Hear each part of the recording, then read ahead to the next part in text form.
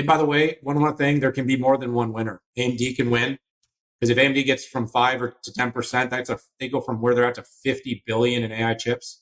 NVIDIA can go to 300 billion. Broadcom can go to 70, 80 billion. Marvell can do 20 or 30 billion.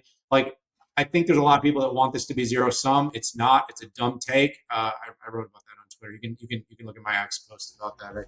Quit it with the dumbness, people. You can actually like two companies in the same sector, especially in a secular trend that's this bullish. Founder and CEO of More Insights and Strategy, Patrick Moorhead. 6, 5. CEO of the Futurum Group, Daniel Newman. 6, 5. You know a lot about what's going on, Moorhead? I think we do. You know, in those in that preamble, Pat, we dress up. We look like grown-ups. But when we get on the actual show, you know, the poor audience has to see us and are basically in our pajamas. Well, you look pretty good. I mean, it's a great shirt. We're just doing real life here. That's a great shirt. What does it say on it? It says 6'5 Media, and there's a couple lessons here, but the primary message is that whining does matter. Even though I pay for these shirts, I never got any of these shirts, but now I have these shirts. Dan did a Dumbo drop in the airport, and I now have so much merch between 6'5 Media and Signal 65. I will never be able to complain again. I'm not going to tell you what size it is. It's kind of embarrassing, but it's not extra fat like I used to be. It's actually a medium. I'm going to glom onto that whining thing. You do whine a lot. It's a good characteristic about you, though. That's why you're so irresistible. It's the whining. I love you for it. Only when you whine. I got it. Great. How is that? Still tastes like crap? Oh, it's so good. And I wish this show was sponsored by them, but it's not. So this is only what you need. Branched chain aminos, 9 essential amino acids, 0 sugar, all plant protein. That's good stuff. 32 grams. Yeah, but let's be honest. It's the peptides that's actually making a difference. That stuff tastes like... Listen, I don't know. First of all, couldn't even tell you which peptide, or maybe it's the HCG. Or maybe it's something else. I have no idea. I'm taking so many things. I've gotten really good. So I take about 15 pills in the morning, supplements. I can pound them all in one big bite now. Well, that's great. There's this new app called Prove It that you can like scan your supplements and it tells you if they actually work. It's pretty cool. You should check it out. It's kind of like that other one that does your food. It's called Prove It First Sup. So you should start using it. But talk about supplementing. Let's supplement everyone's week and tell them what happened in TechPad. It was a busy week, and we're back with episode. This is 265. I can't believe that. Long time. I've aged with you. Reverse aged because of the peptides, but the fact is I'm a little younger than when we started this thing, but we're 265 episodes in, and this show is going to be a good one, Pat. I would be missing an opportunity if I didn't say what a great 6.5 Summit. It was a lot of fun. I think you were over in Munich drinking big, tall beers. We actually haven't been on the pod for a couple of weeks. Now he's scanning his supplements, which is great. You were happy. And I think it's important the audience knows that you were a miserable son of a for like the last 2 years, and you found happiness somewhere along the line. I mean, you were like calling me. You were like, dude, are you like the happiest Pat that I've dealt with for the longest time? Was it the bread? Was it the fact that you could eat bread and carbs? Was it the beer? What was it that made Pat so happy over in Munich? And do we need to ship you back? I literally have no idea, Daniel. In fact, my United screwed me and canceled my flight. So I got there 24 hours early. I spent the first 24 hours in the Denver airport. And he was still happy.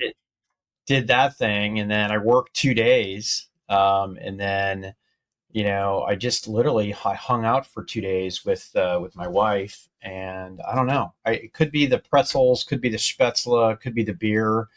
I have no idea, but my stress was in single digits. First time I've ever seen that. And my sleep was just off the charts. That's great. I got to say, it was like the first time you called me and I was like, I'm excited to answer this. It's not going to be a complaint. He's not going to be complaining about it. I'm just kidding. Anyways, this is us having our public love affair. It's therapy, folks. It's therapy. It's a lot cheaper than a therapist. And by the way, Pat does occasionally cancel his therapy sessions to talk to me because I'm good like that. So We got a busy slate this week. The 6.5 team was all over the floor at HPE Discover. We're going to talk a little bit about that. We're going to talk about some news with OpenAI. We're going to talk a little bit about Amazon. We're going to talk a little bit about Microsoft, DeepSeek. We've got a great flip. We're going to talk about, whether or not, everything on the internet is fair use. We'll get after that, and I will win another debate. And then we'll hit a little bit of bulls and bears at the end. So we've got a good show, Pat. Excited to be back. We might only be a week. We're heading into the 4th of July. So for those of you getting this during the 4th of July week, you may miss us, you may not. We'll see what ends up happening, but we hope you have a great one. And we hope you all attended 6.5 Summit. It's awesome. But all the sessions were on demand. And if you want to catch those, you can. And we'll put some links in the show note, Pat. But, we could actually just keep this therapy session going and BS and this and that, but maybe even more fun than talking about the week's news. But let's get after it. Let's jump into the Decode. All right, Pat. Our week was consumed in the beautiful Palazzo Hotel in Las Vegas, where HPE Discover, big week, Pat. Break it down. Give me the recap and the big takeaways. Yeah. So first off, we broadcasted live there, and make sure you check out all of the action there. But it was really, 3 macro stories. The first one was AI, the second one was hybrid cloud, and the third one was networking. I did find it super interesting that when Antonio was on the stage in the Sphere, the first thing he talked about was networking, right? I was like, wait, that's the number one thing. But I think between talking to the folks at HPE and even getting, running that by you, it was really all about, hey, saving maybe the bigger stuff for last. But, ironically, I think hybrid cloud is the number one thing that they can be doing with their software. That's one of the things that makes HPE super unique, is it does have a full stack all the way from the infrastructure to the apps layer, to observability, hybrid cloud. I was pretty hard on HPE in prior years for them saying they're all in on hybrid cloud, but they didn't have any connectors to the public cloud. Now, to be fair, they had one storage connector to AWS, but that was it. But they did what I think was the best acquisition I've seen them ever make, a company called Morpheus. And Morpheus not only enables a hybrid application stack across containers and virtualized elements, but when you connect it with something like OpsRamp observability, things get really, really powerful. The number one announcement for me was GreenLake Intelligence, and that was essentially pulling every element of operations into one stack, whether it's networking, whether it's storage, whether it's compute, whether it's security, observability. Maybe the best thing to call it is the super app. I was kind of thinking about this autonomous IT that used to be discussed, that HPE didn't use this term, although they were one of the first ones to talk about it. This is what it brings. And just to close this part out, GreenOps, resiliency, FinOps, support, and orchestration, in addition to the networking, security, storage, provisioning, and observability that I talked about before. One final note on this, and I'll put it over to you, Daniel, is I'm still uncertain as to, on the AI side, whether they signed anybody up for their private AI platform. I may have missed it, but I don't recall hearing any customers discussed in context there. And, last year, I ended my analysis by saying, hey, I'm looking forward to seeing the people that are using this.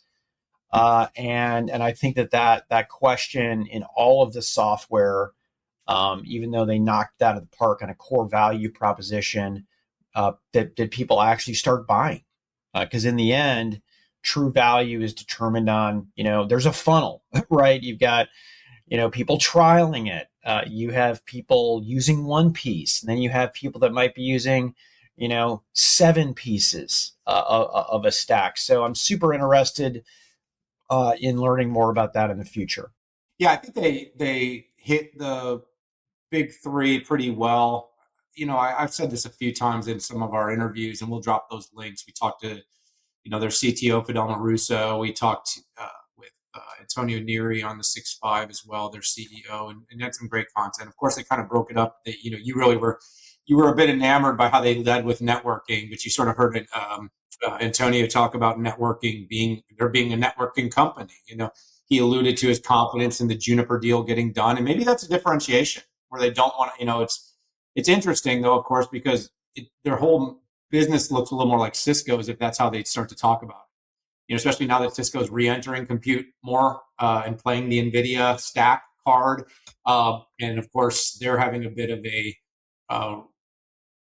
renaissance right now. Cisco is company's back at all-time highs, but of course there's also some very different offerings in their portfolios. GreenLake has been way ahead on that private on-prem everything as a service experience. What they're doing with GreenLake Intelligence interests me. The open the data software stack, I think, is something that's very interesting to be the control plane of on-prem and the cloud. And of course, I think you said that well about PCAI. Is like I would have liked to get a little bit more indication of customer consumption, because right now what I am really trying to figure out is really what is the differentiation from OEM to OEM, from Dell to Lenovo to HPE. HPE is clearly not chasing the hyperscale deals the way Dell is, and I mean that's also reflected in numbers because their numbers aren't nearly as big, but the enterprise business seems to be consuming more and more. And I think Antonio alluded to it being like a quarter or a third was enterprise. And I think they're going to do better there because what is basically being constructed for enterprises do not look like hyperscale AI factories.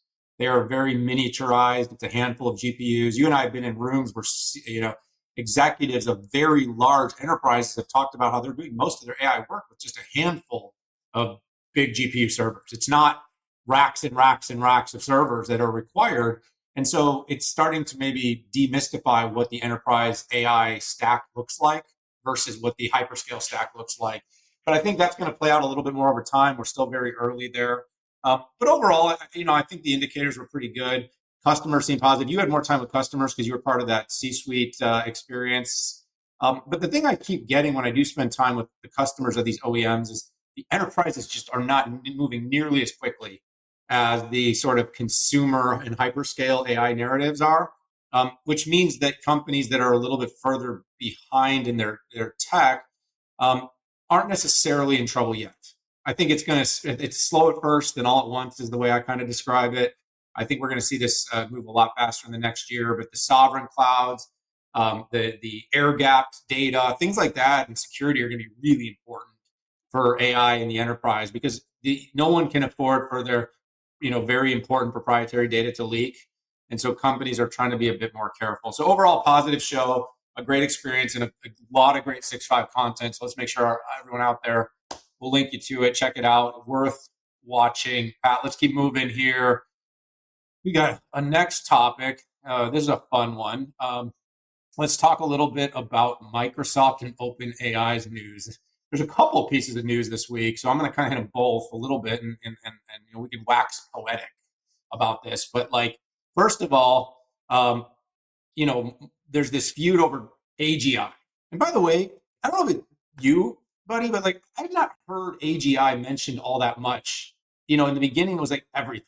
Yeah, it was like everybody was trying to shut it down. Like if you were a D-cell, right? It's like and even Musk, right, was in that camp, right? It's going to destroy humanity, and then he took that and started up XAI. Yeah, it's an existential threat right now until I've built something and made a few $1 billion on it, right? Now it's okay. But one of the interesting inflections for the Microsoft OpenAI deal is that their relationship runs the course up to AGI. So basically, you kind of look at the Apple narrative about what reasoning models are and aren't, and the patterns versus true intelligence, and the idea that we're going to hit this inflection where It's going to go beyond this sort of very sophisticated patterns based upon mega volumes of data to truly being able to reason like humans. And when it gets to that point, which by the way is completely undefined, and there's actually no real way to define it, supposedly the partnership ends there. And Microsoft basically does not get to tap into that technology, whatever that is. Meanwhile, Satya is over them, he's under them, he's all the way around them. And their entire future basically is being held up by whether or not Microsoft is going to allow them to become a public benefactor corporation that can go public. The money that they've been promised by SoftBank, significant, I think 3/4 of that money. So of the 40 billion, they only got 10. The other 30 was basically they had to be able to declare the ability to go public. And this is all about an exit for all the other investors in the company. And right now, Microsoft basically, as the Donald would say, holds all the cards.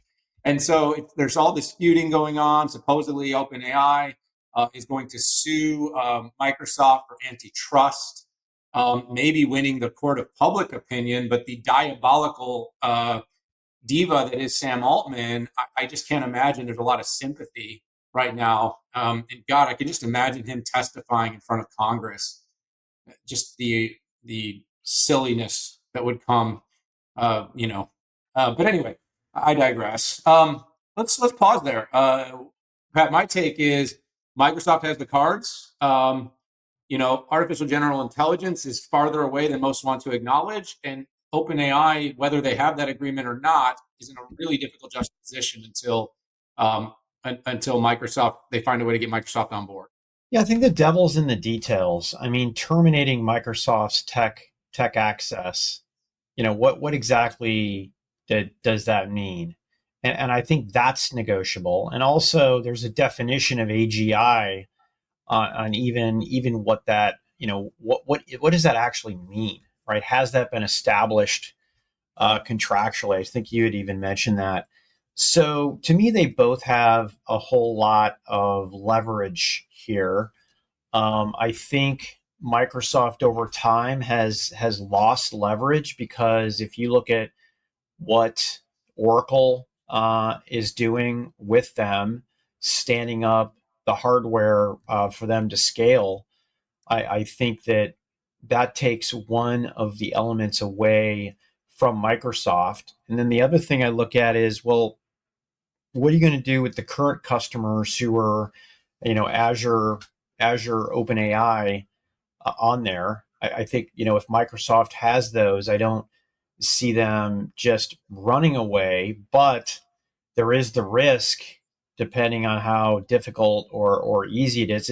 You can't just move out of Azure OpenAI.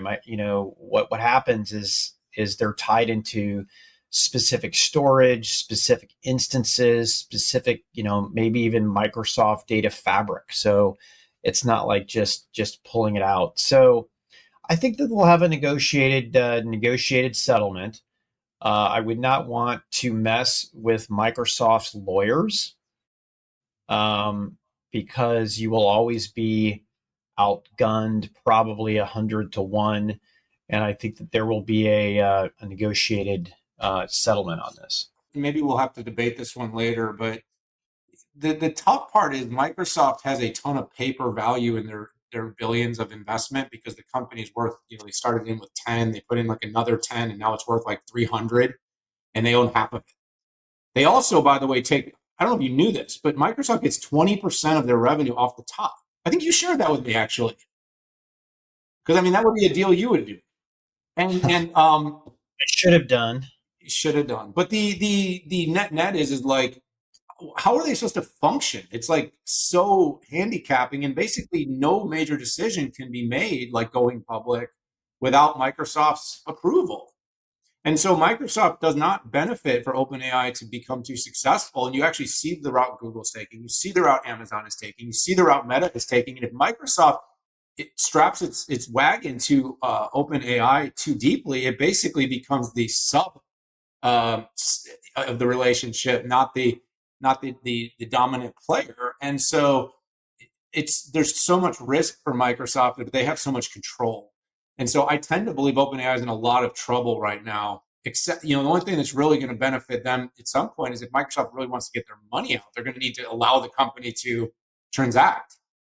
And so, but at the same time, if they're doing 500 billion a year in revenue or whatever crazy number Sam's projecting, and Microsoft's going to get $100 billion a year dividend check on cash flow, and unless they can prove they've reached AGI, which I'm sure that will create its own court battle later, I just think this thing could feud on for a long, long time.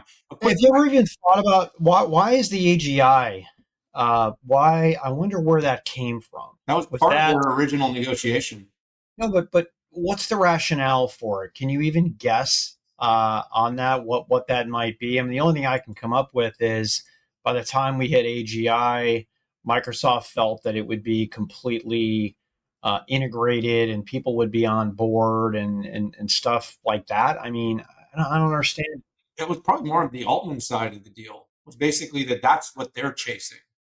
And, right now they have a product that they probably felt Microsoft could commercialize better than they could, at least in the beginning, the co-pilots and the way they could layer that into all their products and tools. And of course the money.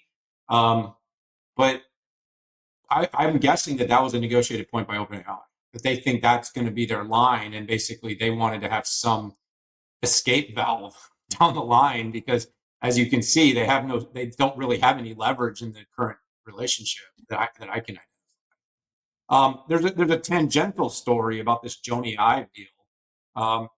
There's this trademark dispute on IO. There's another company called IYO that does like these in-ear pieces that apparently are sort of this pervasive AI technology, and I guess OpenAI has been using and sampling and working with this company. And then all of a sudden they have IO, and they're going to make some device. And so I guess there's some aggressive legal action being taken on this AI hardware device. Pat, that is this opportunism by IO going after IO, or do you get the sense, the story, at least to me, I get the sense that there probably was some real IP sharing. I'm not saying it was stolen or anything, but there was some sharing, and now God, I mean, what's the coincidence? IYO and IO, and it's a wearable, it's a device, and I don't know. What do you think? Well, what I am certain of now is what Jony Ive is working on, right? Which is an in the ear device. I've done a bunch of brand research, and I've done a bunch. I've created new product brands, and the process you go through, sometimes you're using the same agencies, right? And they come in and they recommend a bunch of garbage names that nobody has ever heard before. It's really hard to find a name now and get it and get it trademarked. What I don't understand though is how both companies can have trademarks on it. I do think if Jony is truly working on an earpiece like the IO folks, then he should lose, right?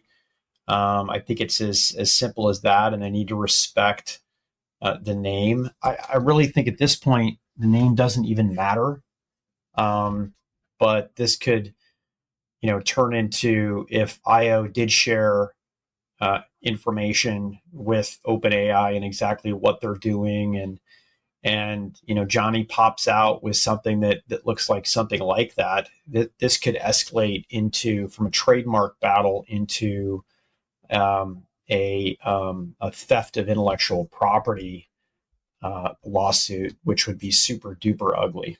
Yeah, Sam is pretty diabolical. I keep using that word, but I mean, did you see that report that came out about him, like at Y Combinator, like the stories that were like made up and now have been redacted?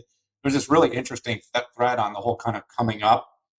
A lot of people tend to think that the real brain, the Ilias and the other that have left, was really the real meat and brains behind OpenAI. I don't know. We'll see. But when he's done building the $7 trillion fab network, maybe he can get back to in-ear devices or wearable pins, when he's also going to take out Apple, when he's done taking out NVIDIA and TSMC. So wasn't he he's going to take out Meta as well, social media and Google and everything they do that's advertising.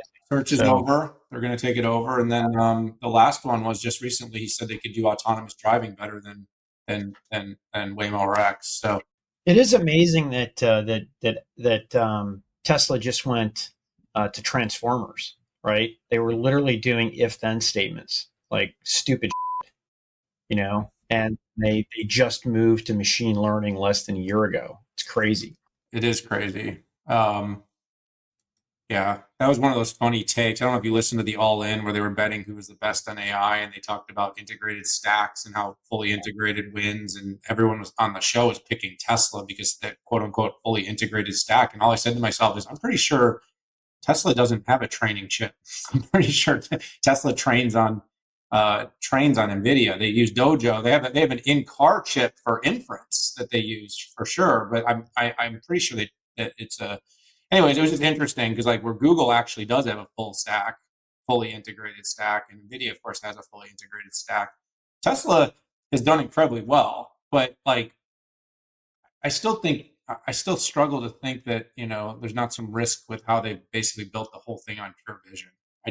I don't. We'll see. I mean, maybe I was too bullish on LiDAR. It's certainly expensive. Well, the farther you go out in time, I think the less that you need LiDAR. But I think the radar thing, I don't know how you don't use radar. At least something that can see in the pitch black, dark, or snow or fog. Yeah. Well, we'll see with these robo-taxis. Of course, I've seen some pretty funny Waymo ones driving right into floods and other things. Like with all those sensors, though, it doesn't stop these things from still making mistakes. But I think it's like 90 or 95 or 99% less mistake prone than us guys. So just remember that. So, you.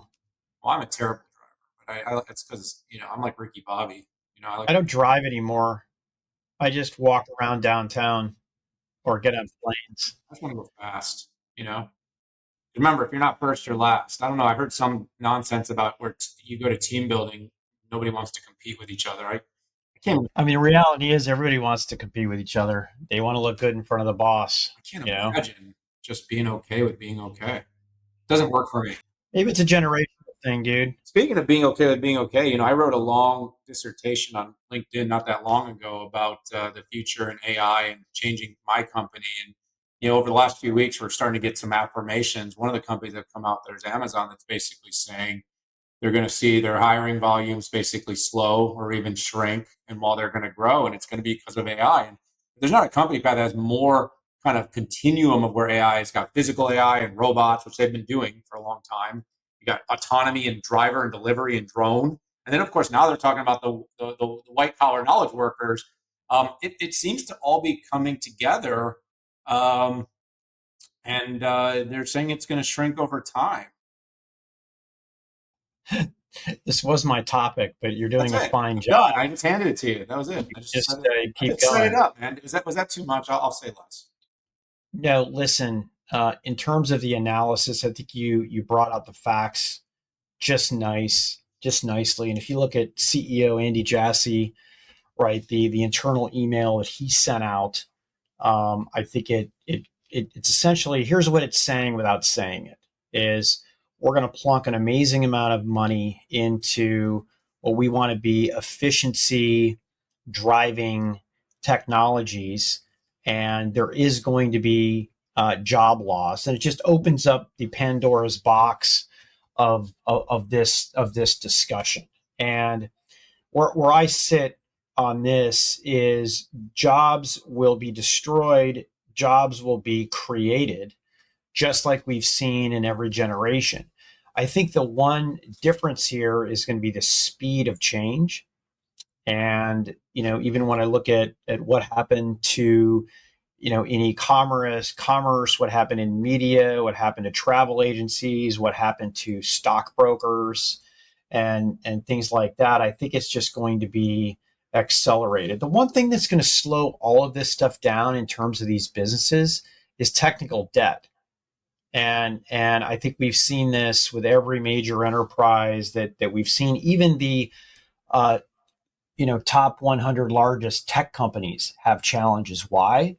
They have a mainframe. They have mini computers. They have databases that don't support objects, right? And the ability to cut across those data and across those systems. But I do think AWS or Amazon as a whole needs to be one of the quickest companies to do that, if nothing else, to prove to their enterprise customers that they're good at AI and that they actually know they are customer zero for cutting edge. We've seen Microsoft do this, and while Satya didn't directly relate job cuts to AI efficiency, you have had, I think, the first CEO that came out there and said it out loud was IBM's Arvind Krishna, when he talked about how 40% of his tasks inside of human resources, particularly the asking questions part that are inside of a knowledge base and our policy, could be answered by basically an LLM chatbot. And I'm not even talking about an agent, right? And I'll close with saying I do think the biggest areas of job loss will be in areas that we didn't necessarily see in Internet 1.0 and 2.0, and that's the sea of cubes that are still there. Customer service, accounts payable, accounts receivable, finance, marketing. That's where you're going to see the big job loss, and we're going to see new things pop up. Any entry level workers out here.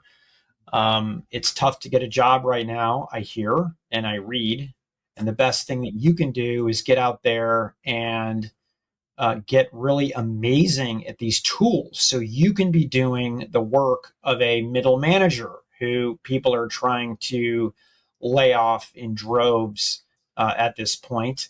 And if you're a super experienced person, well, first of all, if you're in the middle, if you're in middle management, you're probably in jeopardy. So finding a way you have to embrace tools so you can do what your boss does without even having the competency or skill sets to do it. And I'm going to leave it there. Yeah, I'm less optimistic, but I love your last piece of advice, because I agree. The people that learn to use the tools will be the winners. It's very Pareto, and I think the 20% will always have options. The people that are the high performers, the incrementals and exponentials. I just think the sort of, the people that just sort of move bits of data from one place to another all day long. I mean, agents are just coming for you. And so you heard Mark Benioff yesterday said something like 30 to 50% of their work now is being done by AI, and that it's allowing people to upskill and augment, and that's great. I just want to understand what these people that were doing those more mundane jobs are upskilling to. And then what are the people that they've now kind of come under and accelerated doing now? And it's not clear to me. And so I don't want to be the Debbie Downer, but I'm also seeing how productive, these tools can be and how fast they can move. I mean, I can create 1,000 pieces of content now with no workers. And we used to take, it would take 100 analysts to do, 2 or 3 pieces a week to get that done. It's amazing. And the content's pretty good. And every day it gets better. That's the thing. It just keeps getting better. And it's like, I've got a tool now that I can write things in my voice. And it's like, it's not perfect, but I read the thing and I'm like, that's about 80%. It's better than I could ever outsource a writer already. So it's crazy how fast things are moving. All right, there's a few other things that happen. I'm going to touch on them really quickly because we got to get to the flip back. There's the news about DeepSeek supporting the China military, and now DeepSeek's delayed. I'm just going to do a quick "I told you so." They need a lot more NVIDIA. The Huawei stack is not going to get them where they need to go now. And yes, they're going to work on that, but I'm going to stand my ground. And the whole military support thing is just more reason. I think I just can't believe we were so bullish on using DeepSeek and dropping all our data in when you have all these American companies stealing your data that at least are American. I don't know if you have any big ads on that one, Pat, but yeah, I mean, listen, I'll flip it. I mean, what tech companies don't help our U.S. military? right? Every hyperscaler, every neo cloud. I mean, of course, yeah, this is the I told you so, Yeah. right? I got Deep no seek. beef with that. I just mean, like, if you're a US, though, use a US model. I don't, just seems basic to me. Um, and then, of course, Microsoft's AI chip was delayed, Pat. The rumor is that Marvell is getting the design for the next generation Maya. The first one wasn't super good. I can see why it's being delayed. There's a lot of takes out there that this is a big thing and a big win for NVIDIA. Microsoft's a huge NVIDIA customer. They're spending hugely with NVIDIA. They will continue to spend hugely because their cloud customers are going to use NVIDIA. This was an internal workload chip. I think there's a little bit of I don't know how much it changes the economics for the NVIDIA relationship, but it does really go to show and continue to show that, well, I actually am an XPU believer. I think about 25% of AI accelerators will be XPUs. It does go, this is really a hard problem. This is a really hard problem. And this is why NVIDIA is doing so well. And this is why AMD has a great opportunity if they can get rack scale going, is because the chip alone is only a small portion of the issue. It took Google 2 or 3 generations of TPU to really dial it in. And I think that this stuff is hard. If I look at, I think AWS was in the minority where Inferentia 1 just hit it.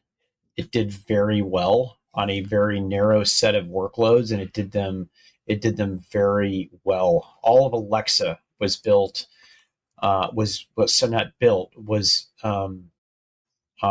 run off of Inferentia. So they just hit it. And the other thing is how much flexibility you put into the design of your XPU.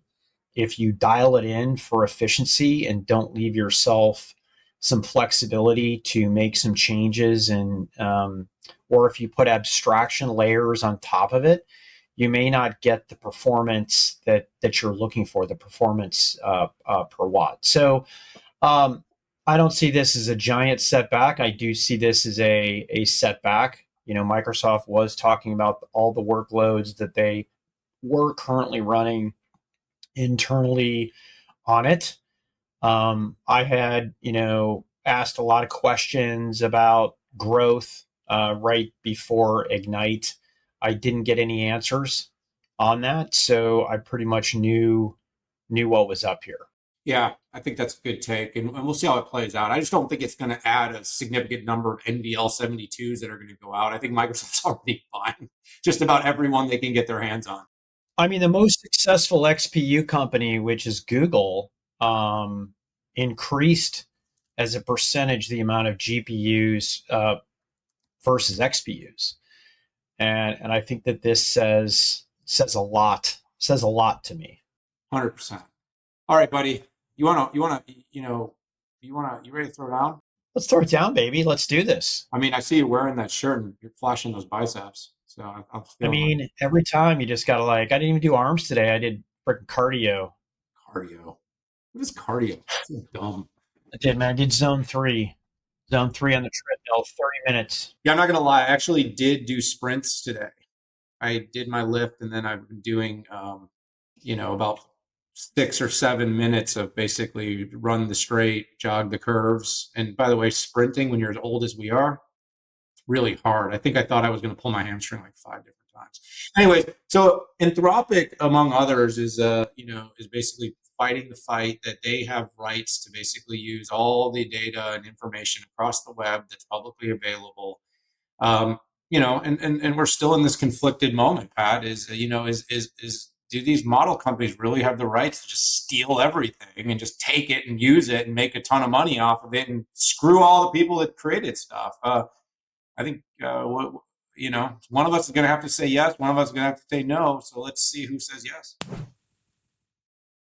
You're the thief. You're the one that says just take it. So you're saying just take whatever you want, steal it. Musicians, writers, authors, bloggers, it's all free. F you. Yeah. So Dan, I told you I would never hold your age and inexperience against you. But I actually worked at one of the original search engines. In fact, we were the top in search over Yahoo at the time. And we've already been here before. This has already been litigated, which was, can you go in and index content, essentially pull that content in and make derivative works on it? In the music industry, right? The whole, and you would understand this because, you know, you were a guy in Chicago when you were younger, and and you could sample, right? You could sample other artists' content as long as it was a derivative works. We see this on YouTube today, where as long as you are adding value. So for instance, I do game walkthroughs, Death Stranding 2, and essentially it's in 4K, a complete pirating of the walkthrough, but this guy is talking through it and narrating through the game. So it was of no surprise that the federal judge said, hey, using copyrighted books to train its AI, Claude is transforming the content and qualifies under fair use. So we have the entire internet age, including search, music, and video that back this up. So yeah, I'm not surprised at all where this landed, because it's essentially the same rules as the internet. I'm glad that you worked at a failed search startup. I worked at Blockbuster, and therefore I am an expert in all things studios, media, and Hollywood. Um, it is a derivative versus using all the content and giving no credit issue, in my opinion. The problem, and the reason search worked, is the derivative product generally led people back to the origin content. The origin content gave the producers of the videos, movies, music, written content the opportunity to make that content fully available and choose whether or not to monetize that. Now what's happening is these LLMs are able to abstract that all away. They're able to not just derivative, but basically hack and steal entire content. And if you don't believe me, just use a tool like Zero GPT to see how much content is actually just purely stolen when you actually type something up using an AI platform. It's not original. It's not a meaningful. I'm sorry. It is almost the original content. It's not really a derivative. It's not changing things, and therefore, people like musicians, artists, researchers, analysts that do really difficult work get their content basically stolen and used, a lot like some of the analyst firms are today when they just hack a market model and share it out with their own logo on the corner of the page. I guess that's okay too. But in the end, my opinion is that basically the fair use is a nonsense trait that's being allowed to go through because we've already opened Pandora's box and we can't go back. We need to be able to allow this because there's trillions of dollars at stake here. And if someone went back and said all the data you're training these models on that have basically built the global economy for the next 2 decades aren't allowed, you can't use the internet, you can't scrape things, and you can't steal everybody's work, we would be erasing a huge secular trend. But in my opinion, it's still a giant FU to the creators, to the people that put in the work, that create unique, differentiated content, and give them basically no chance to monetize their efforts. So FU Judge, FU Anthropic, you suck. Fair use is. All right. All right. My Blockbuster days, buddy. No, that was good. That was good. By the way, just for the record, the strategic mistake that AltaVista made was trying to go after Yahoo and not monetizing search. Although we even had cost per click before Google did when I worked at the AltaVista shopping search along with our president, Mike Rubin. I actually worked for Mike here. Now part of 6.5, right? About that. I know. No, it's good stuff. Hey, and, you know, the one thing that could you guys have bought Google for like $2 million? Was there like a story like that with Google, with AltaVista, like there has been with Blockbuster and Netflix and all these historic companies that could have bought? I don't know, but what I do know is we got Elon Musk started. We bought his company called Zip2.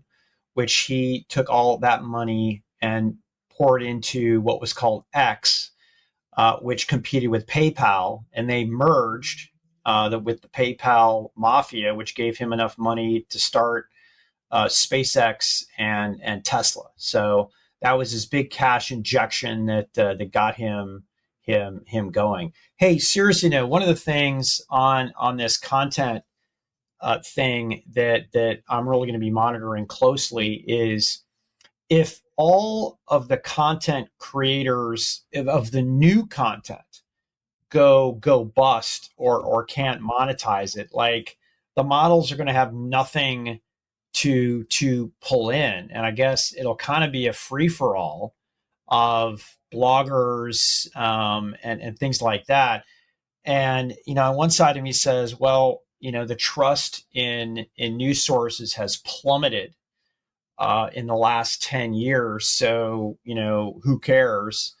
The second thing I'm thinking through is, will AI be smart enough to discern what the truth actually is, and not necessarily need all of this content to derive what it thinks is the truth? I don't know, but these things are going crazy. You hear now that like when they fail, they're like saying they're going to like unplug themselves and commit suicide. And we're definitely training these beasts to be total locos. We'll see how this all ends up, Pat. We only got a few minutes left here. It's been a crazy ripper week in the markets. I guess the tariff thing wasn't as big of a problem because when we went to war, everyone forgot about tariffs. We fought a 12-day war. It seemingly has been resolved for now. The Strait of Hormuz was not shut down. Oil keeps flowing. S&P is now ripped to a new high. Names are NVIDIA hit an all-time high this week. Pat, the market is exploding. And there was a few earnings and other things this week. So let's finish up here with some bulls and bears. All right, Pat, the big earnings of the week. It was Micron. This was one of those moments, I always call them the breadcrumb moments because everybody right now cares about what's going to happen to NVIDIA. So Micron had this great run up. Its stock has nearly doubled this year. And it's performing incredibly well, basically as this AI run up is going to require a ton of high bandwidth memory, HBM3. Now, one of the big concerns is that there's some rumors out there that HBM4 certification may be delayed, and SK is going to get all the opportunity there as Samsung continues to try to get their stuff together. And now Micron's approval is being delayed, but the overall market, they beat strongly on the top, they beat strongly on the bottom. The guide looked really, really good, but it seemed to be all baked in. Everybody sort of knew this was going to happen, the expectation that things are going to be good. The demise of AI and the bubble bears and all the people that think the infrastructure boom isn't going to happen and the CapEx spend was overstated and no one's going to use this stuff continue to be epically wrong. But at the same time, Pat, there's some of that feeling of how frothy things are right now. Have we hit one of those, like, is this the top? Our buddy Dan Ives now has his own ETF on AI, where over $250 million has gone into it in 2 weeks. Clearly people are gambling now. What did President Trump say? No crying in the casino. But the casino right now, it's like broken. You put a quarter in the slot machine, it throws out a dollar.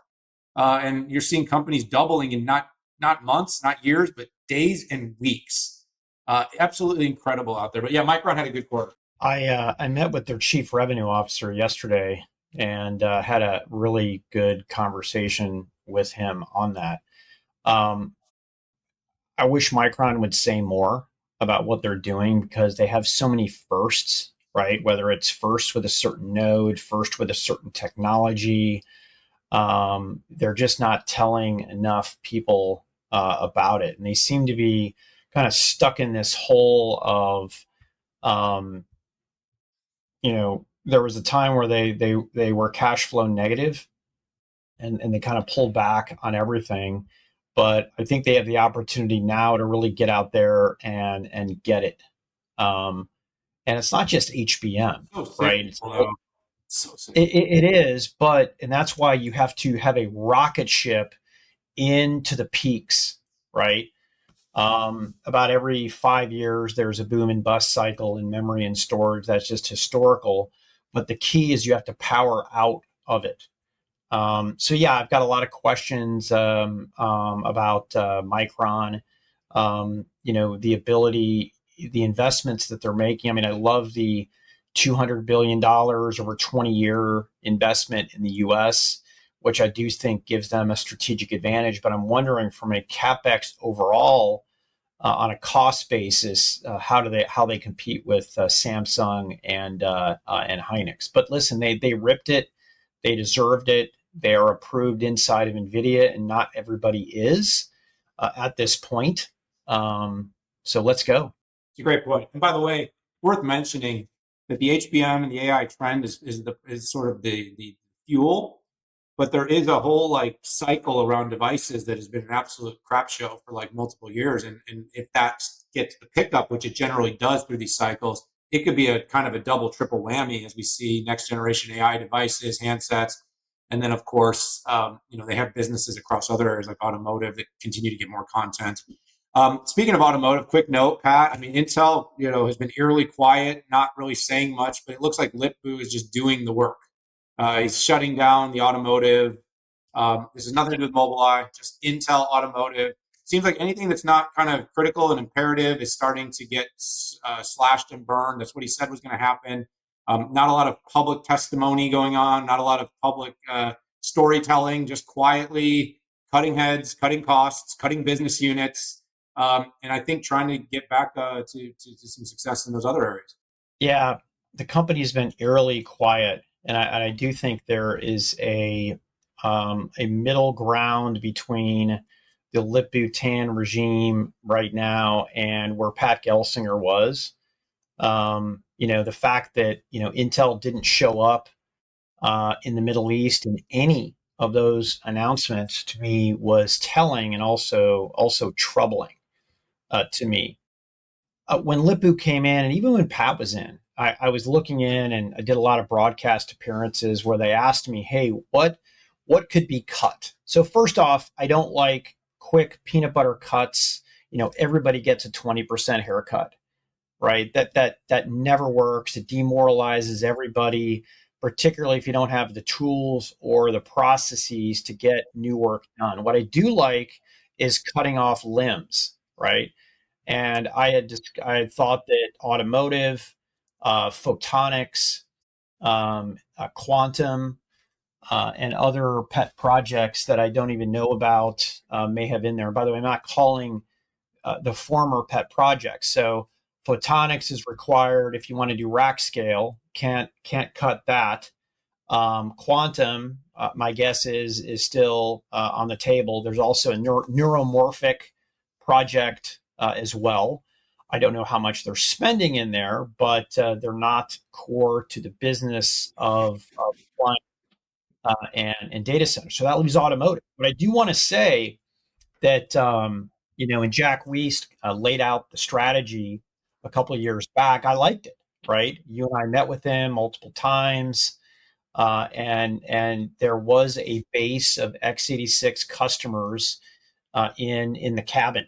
Right, so for the in-cabin electronics, and people who could keep the same software and move that forward. I like that. The second thing I liked was that the world moving to chiplets, and Intel being a full IDM, they can integrate the intellectual property of an automaker inside of their own custom chiplet. Intel would get the CPU, the GPU, likely the XPU, and the networking and the memory controller, would get all that IP, and they would also be able to manufacture that. So yeah, I like that core value proposition, but you have to cut where you have to cut, and this is the first cut. Final thought is I'm glad we're seeing some decisions made. Right, this is the first what I view as major decision, aside from some of the reorgs that Lip-Bu did in flattening the organization. Yeah, I agree with it. Just get narrow, get focused, get right. Win a big foundry customer, get an AI chip roadmap that's realistic and competitive, not after NVIDIA. Go try to win against some of these ASICs that are struggling. These companies are trying to go custom and win an inference chip with Gaudi 3. We've seen that. We know it can be competitive. And of course, don't give up. Try to not cede any more market share in your core markets. I mean, those are the three things that seem to be the focus. And so all these other things, in my opinion, are a distraction and just delayed. I mean, look, if you invested $1 like 30 years ago in NVIDIA, you'd have 50, or sorry, I didn't tell you, you'd have 50 cents today. So it's just, unfortunately, great American, it's rough. It's a great American story, but very hard to convince anybody to invest right now until you show you can deliver. And so I think he wants to fewer wins in more different, fewer wins, but big wins in a smaller bucket of categories to deliver on the promises that were made. Quietly doing the work, in my opinion, that's what the company needs right now. Quietly do the work. What do you make of them not showing up in the Middle East deals? I mean, it's a huge miss, but clearly they don't have the juice. I mean, look, companies like Grok, where I'll admit I'm an investor, are making mega wins. They're winning Canada's inference platform, and they're winning major deals with like the G42s in the Middle East to do inference. I mean, Gaudi should be in those conversations. They're not, and there's something wrong. There's something wrong that we don't know, and hopefully he's getting to the bottom of that, because the inference quality on the stuff we've tested on like IBM, I mean, it's not a bad part, but they're not showing up. And so anyways, last note quickly before we run, I mentioned this on the way into this bulls and bears. NVIDIA hits all-time high. So the demise of AI, the demise of NVIDIA, the China restrictions can't stop NVIDIA. I mean, you're talking about, they just hit almost 150. They are nearing $4 trillion in market cap. Most valuable company in the world again. When you hear things about, delays on ASICs, you hear things about Intel's woes, you hear questions about, whether or not AMD can build the software to scale. We're seeing progress there, but we're still rumors and doubts. Can they build rack scale? I mean, does NVIDIA is it just, I mean, they're not up as much as CoreWeave, which makes no sense to me, but what an incredible run. 4 trillion. But when it hit 3, I mean, we were like, how do we get to 4? They need another major boon. It appears they don't need another major boon. It appears all they need is a little patience. I want to sing like Guns N' Roses. Little patience. What do you think? A lot of the risks, right, that were up there. I mean, if you look at the economic risk, the tariff risk that I know you mentioned, that's off the table. And even though I think that AMD went from a 5% data center GPU play to a 10% GPU data center play, just people seeing the reality of that competitively, in addition to your smart comment about the accelerator. The other thing is NVIDIA de-risked Grace Blackwell, right? In the way that they rolled out the rack, right? They took away some of the different ways and the complexity to roll that out, right? GB300 had a different infrastructure versus GB200, and what they did is I'm not going to say they Franken-architected it together, but they took that away. I don't think they're getting any credit yet for the potential industrial robotic edge, but it's a TBD. And by the way, just as easy as NVIDIA went up, it can go down with some sort of counter argument or some sort of event that happens. So, anyways, yeah. NVIDIA's rocking it. Reminds me of the Cisco during the internet age, where it could do no wrong, and every day trader was making money on it in the world. You just had to, swing a cat, throw darts. My mother-in-law was day trading and making a ton of money during those times. So Pat, it's actually doubled since its lows. In just a handful of months from Liberation Day lows, it's doubled. And Cisco's actually back at all-time highs. IBM's at all-time highs. Like, it is a bit of a weird phenomenon what is going on because, like you said, you can sort of throw a dart anywhere. Good news is they have a huge set of opportunities in things like robotics, autonomy that aren't really being baked into the number yet. I'm just glad, back in 2022 when it was about 10% of today's price, I was telling everybody that it was going to be the best name to probably own, even though I don't advise people to buy stocks. I'm just saying, like, I was very confident then. I like to occasionally do a victory lap about that, well documented. Pat, and by the way, one more thing, there can be more than one winner. AMD can win because if AMD gets from 5 to 10%, they go from where they're at to 50 billion in AI chips. NVIDIA can go 300 billion. Broadcom can go to 70, 80 billion. Marvell can do 20 or 30 billion. Like, I think there's a lot of people that want this to be zero sum. It's not. It's a dumb take. I wrote about that on Twitter. You can look at my X post about that. Right? Quit it with the dumbness, people. You can actually like two companies in the same sector, especially in a secular trend that's this bullish. All right, buddy. That's it, man. It's Friday.